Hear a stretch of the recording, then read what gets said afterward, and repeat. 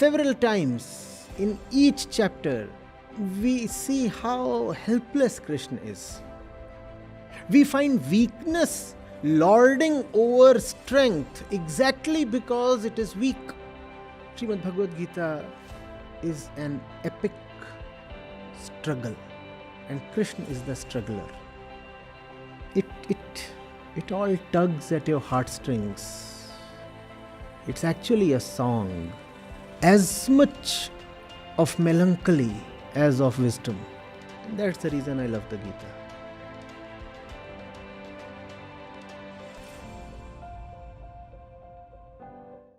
Acharya, my first question to you is that we have a lot of people, in fact, increasing number of people who are saying that they are atheist. They do not follow any religion.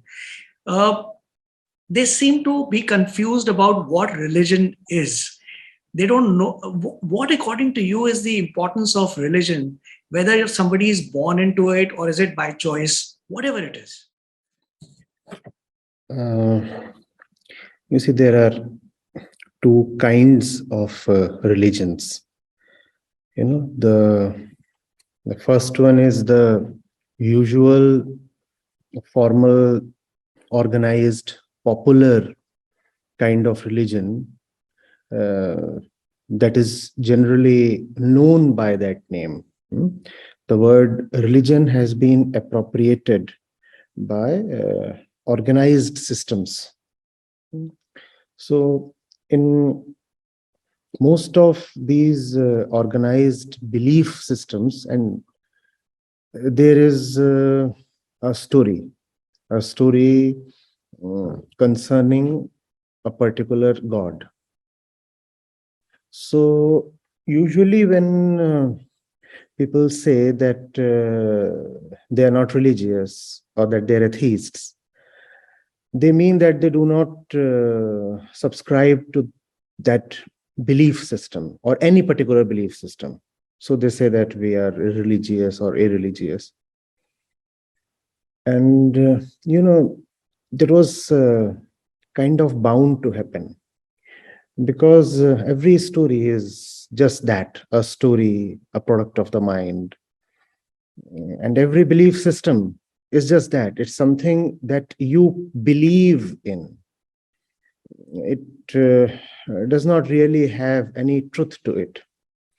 So all the religions that found themselves on belief were bound to lose charm one day.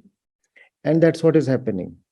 Since the advent of science, and right from the day Newton showed the universe to be deterministic, and then you had Nietzsche, who declared God is dead. And you have today's age when people can be cloned, and man is fighting death and disease and all the divine rights of the gods are being usurped by man. There actually remains no need to belong to a belief system, because the beliefs themselves are being very openly shown to be false. So that kind of atheism was waiting to dominate thought and society, and that's what is happening. If you can't tell this generation, a well-educated youngster, some fairy tale, some cock and bull story about one supreme figure sitting somewhere high up in the skies, and on his whim, one day he decides to create the universe, and the universe he creates through this and that means he picks up some soil, picks up a bone, and chants some verses or mantras or special words, and does this and does that. It all sounds so juvenile. People won't really take it seriously. So that kind of atheism was not only waiting to dislodge the conventional kind of religion, but I also think that it is very much all right that is happening. But then, apart from this particular definition of religion, there is the real religion as well. Real religion, not confined to any particular sect or stream or organization or belief system. You could call it essential religiosity. And what is this essential religiosity? This essential religiosity is about the thirst of the mind to truly, honestly reach a point, a destination, a state where it can be at rest, where it can be at peace. Now, this is real religiosity. Now, this religiosity must not be shunned, it cannot be done away with. Because if man keeps aside real religion, then he will turn neurotic. Because religion is not something that you take upon yourself. Religion is one's fundamental crying inner need. It's like thirst of the body. The body has thirst, hunger, and such things, and the mind has restlessness and ignorance and unfulfillment, and loneliness, and these are the states of the mind, the states of the mind that the mind is actually born with. We take birth with these things. There is fear inside, there is loneliness inside, there is ignorance, and there are a lot of animalistic tendencies that we are born with. So these are there, and therefore man needs true religion. If man does not have true religion, man will suffer endlessly. And therefore it is a bit unfortunate that in the name of atheism, even true religiosity is being rejected. Atheism is wonderful if atheism is used as a counter narrative to all the stupidities of popular organized religion. In that sense, a lot of great saints were actually atheists. A lot of religious reformers were actually atheists because they did not subscribe to the prevailing notion of godhood. And the prevailing notions of godhood, you would agree, have been very rotten at many points in history, at many places on the earth. And that's why there has been a need for religious reform. And when we have had those reformers, we have been grateful to them. So that kind of atheism is all right. But I become a bit nervous when I see people discounting even core spirituality by asserting that they are atheists. Now, if you are atheists, that's all right. See, you may not want to have a God, and that is all right. One can understand that God is a bit of fiction. But it is not understandable if somebody says that he or she does not want to have peace or truth. Now, real religiosity is about having peace, not about having God. It's another matter if you start calling God as a synonym of peace or truth or understanding. And that is a different thing. But that does not usually happen in the popular version of religion.